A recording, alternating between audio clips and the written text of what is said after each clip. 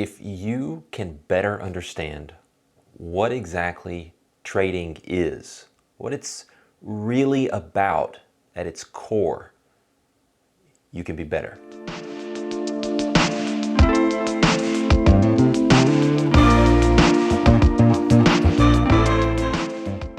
Hi, I'm Merritt Black, founder of Apteros Trading.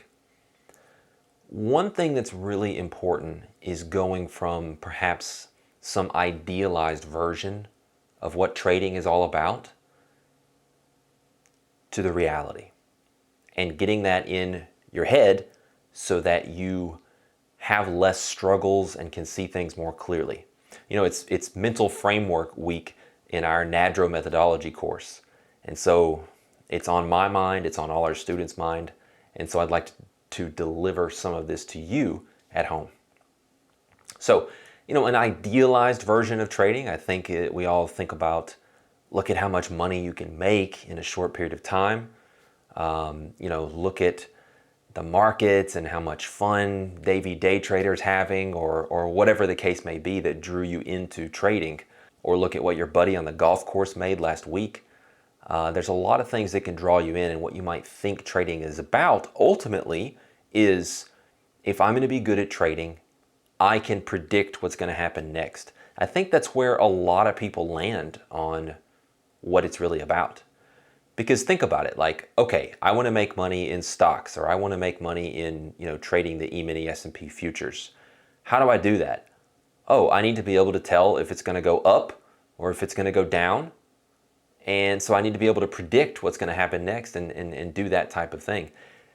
Quite frankly, trading couldn't be further from that. It's really not about predicting. It's not about knowing what's going to happen next. It's actually more around living with the uncertainty of not knowing, but we'll get to that. So the point is that most people get into trading looking for something that it's not. And they go down this path of looking for the perfect indicator or whatever it may be that will allow them to predict markets like they think they need to be able to. So what can we do about it? How can we think about this differently? How can we build a mental framework, a belief system about what trading is that's healthier and that can allow us to trade better? Well, here it is.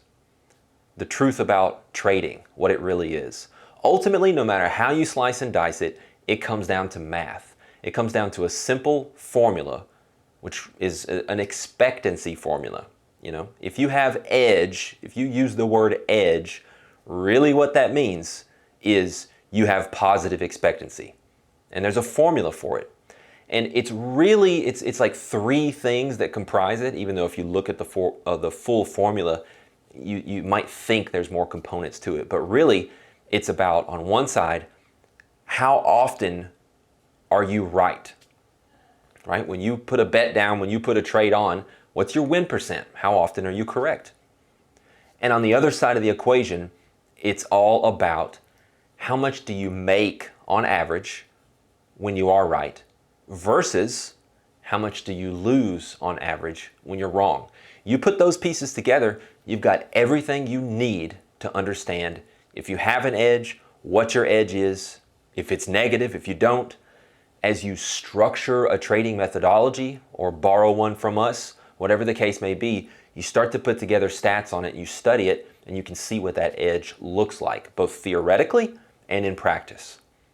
So trading really does come down, and trust me guys, I think most of you know I'm a fully discretionary trader. I'm not some algorithmic systems guy.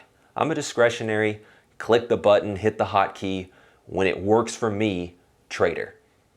But I still fit it within some objective processes and different things so that I understand what my setups are, what they look like, what they feel like, those type things, and I can then track the results and look at the expectancy. I do the same thing for myself, for my students, for desk traders, you name it. So trading comes down to this expectancy. Let me give you a really good example. I'm not the first person to think of this example, but I think more people need to hear this. A really good example of how you can think about trading for what it really is, as a mathematical expectancy formula, but put it into practice. And here's an analogy. A casino. What does a casino do? They design a game, create these rules, they understand what its expectancy is based on those rules. They create risk management, table limits, things like that, so that they can't get hurt too big on one single bet, one single trade, right? You're already seeing the analogy here. And then what do they focus on? They focus on pit bosses, security cameras, you name it, to make sure that they execute well. That's all they care about. They're making sure the game is played like it should. They're executing according to their process. And then finally, I think on the mental side, what's really important about a casino and how they operate, otherwise they'd be a very bad casino and they'd go out of business, they don't get too caught up in individual outcomes because they understand the nature of expectancy. They understand the nature of a probabilities-based game, no matter if it's blackjack or whatever it is. They understand that their edge will show up over sample size, not in the next hand or necessarily the next hand. They might lose to the player 3, 4, 5 times in a row. Doesn't matter.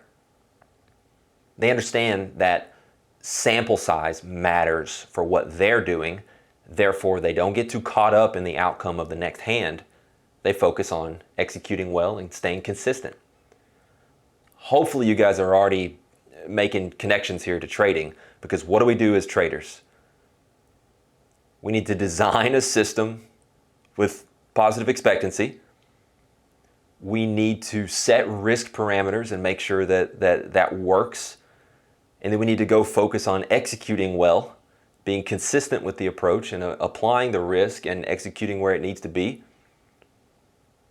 And then it really is really helpful to think and monitor your stats and look at your edge and those type things over sample size.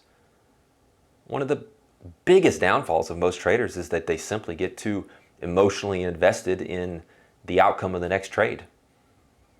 It's no different than the casino looking at you play the next hand of blackjack. They don't care if you win or lose. And you have to take the same approach with your trading. So, hope that's been helpful. Cheers.